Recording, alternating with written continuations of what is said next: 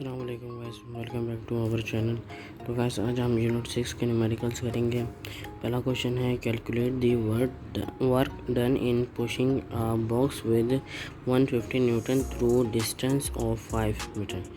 यानी ये कह रहे हैं कि कितना वर्क डन हुआ है एक बॉक्स को धक्का लगा रहे थे, उसके ऊपर हमने फोर्स 150 लगाई है और डिस्टेंस 5 मीटर हुआ है। तो गाइस पहले हम डेटा हमने लिख दिया डेटा। अब हम फार्मूला लिखते हैं। फार्मूला हमारे पास था work is equal to F cross D. Cross का मतलब होता है मल्टीप्लाई। अब हम वैल्यूज डालते हैं 150 मल्टीप्लाई बाय 5। अब इनको हम मल्टीप्लाई करते तो हमारे पास आंसर आ गया वर्क इजिकल टू 750 Nm। तो ये वर्क का हमारे पास यूनिट होता है जाउल। तो हम यहाँ पे लिख देंगे 750 जाउल। ये हमारा आंसर आ गया। अब हम करते हैं दूसरे क्वेश्चन की तरफ। जो एक लड़का है उसका जो ये है वेट, इसका मतलब होता है यानी फोर्स, वो है 75 newton jumps up and gain 300 joule of gravitational potential energy. Find the height of to which the boy will rise. तो इसके अंदर हमने फाइंड करनी है हाइट। तो इसका डेटा लिखते हैं, फिर आपको दिखाते हैं। तो हम इस फार्मूला लिख लेते हैं। इसके अंदर मेरे पास फार्मूला होगा पोटेंशियल एनर्जी होता है ग्रेविटेशनल, देखो मैं लिखता हूँ गाइस, यहाँ पे होगा ग्रेविटेशनल पोटेंशियल एनर्जी। ये हमने लिख लिया इजिकल टू mgh। ठीक है गाइस, ये हमारा डेटा था और ये हमने ये लिख लिया फार्मूला। अब उसके बाद इसकी जगह हमने लिखना है ये 300 जाउल।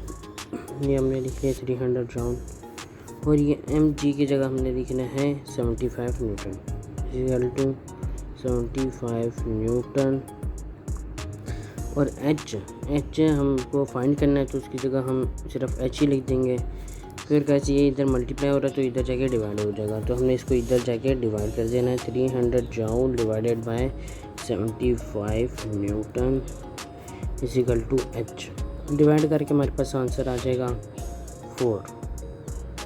तो हमारे पास आ जाएगा 4 मीटर। यही हमारा असल आंसर है। अब चलते हैं क्वेश्चन नंबर 3 की तरफ। एक दफ़ा आप ये देख लें। तीसरा क्वेश्चन है 5 kg steel ball is dropped from the top of a 12 metre high tower. What is kinetic energy of the ball on hitting the ground with what velocity will it hit the ground. यहाँ पे हमसे दो चीज़ें पूछ रहे हैं। एक पूछ रहा है अगर 5 किलो की बॉल को ऊपर 12 मीटर के ऊपर से फेंकेंगे तो उसकी काइनेटिक एनर्जी कितनी होगी, और दूसरा ये पूछ रहा है हमसे जब वो ज़मीन को टच करेगी तो उस वक्त उसकी वेलोसिटी कितनी होगी। और इन्होंने हमको बोला है निगलेक्ट एयर रेजिस्टेंस। हमने एयर रेजिस्टेंस को निगलेक्ट करना है, यानी हटा देना है। चलो गाइस देखते हैं। गाइस ये हमने लिख लिया है डेटा, आप डेटा देख सकते हैं। आगे इसको सोल्व। तो गाइस ये क्वेश्चन बहुत मुश्किल है, तो आपने सही से समझना है। पहला यहाँ पे हम लिख देते हैं gain in kinetic energy is equal to loss in potential energy. ये जो है हमने कैसे लिखा है, इसका मतलब है जब काइनेटिक एनर्जी बढ़ेगी तो पोटेंशियल एनर्जी कम होगी। काइनेटिक एनर्जी मोशन वाली एनर्जी को कहते हैं और ये पोटेंशियल एनर्जी हाइट वाली एनर्जी को कहते हैं। गैस अब हमने पोटेंशियल एनर्जी का फार्मूला लिखना है। यहाँ पे लिखते हैं ये पोटेंशियल एनर्जी को शो करता है इजिकल टू हमारा क्या था mgh। ठीक है गैस, ये हमने लिख लिया। उसके बाद हमने आगे सॉल्व करते हैं। उसके बाद ये हमने यहाँ पे ये इसकी जगह पे हमने लिख देना है ई के। काइनेटिक एनर्जी इजिकल टू हमने वैल्यूज़ डालनी है। यहाँ पे 5 आ गया, यहाँ पे 9.8 आ गया और हाइट में हमारे पास आ गया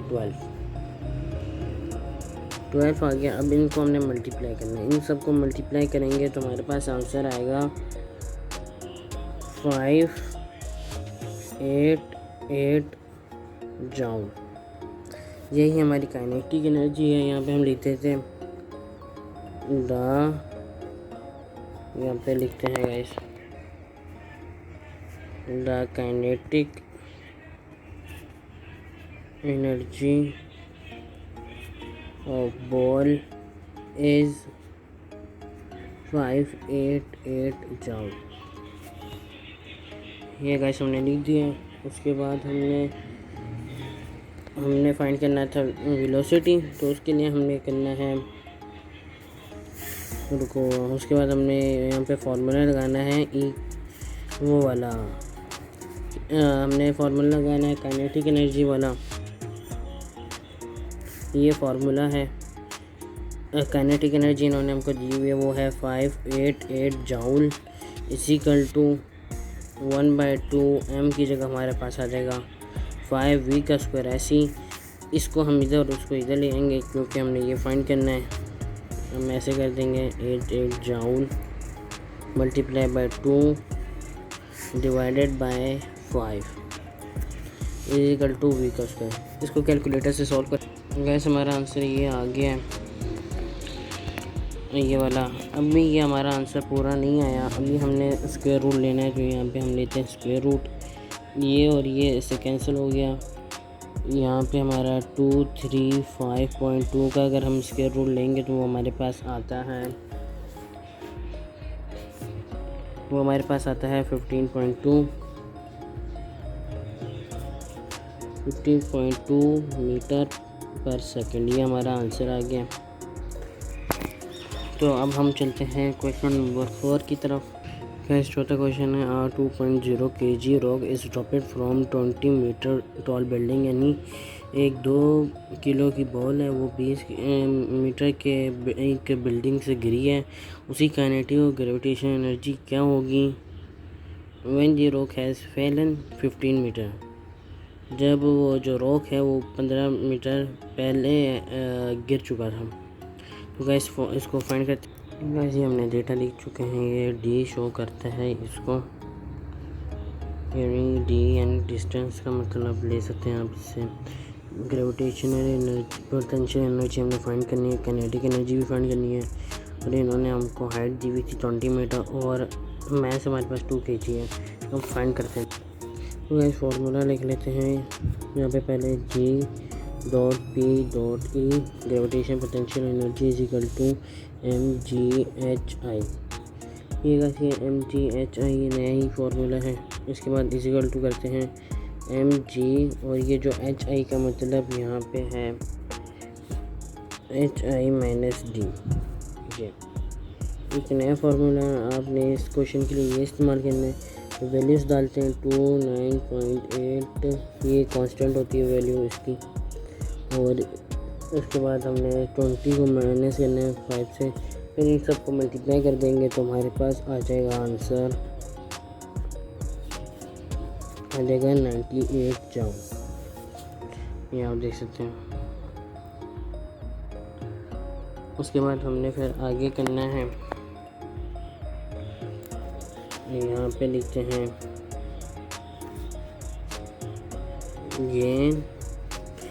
gain in kinetic energy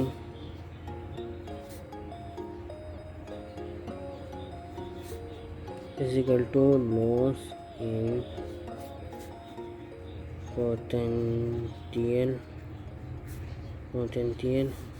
energy.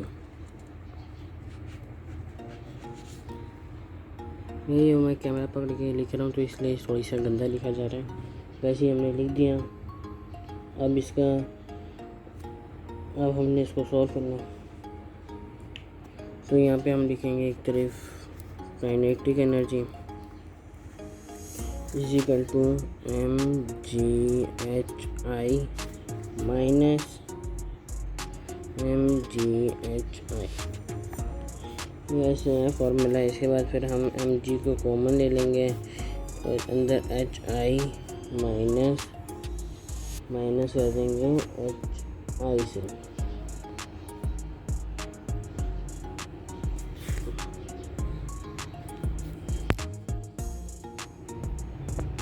तो वैसे अब यहाँ पे हम लिखते हैं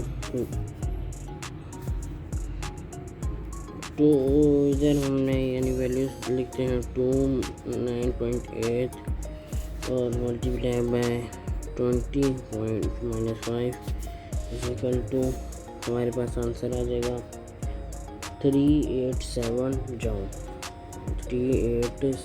जूल।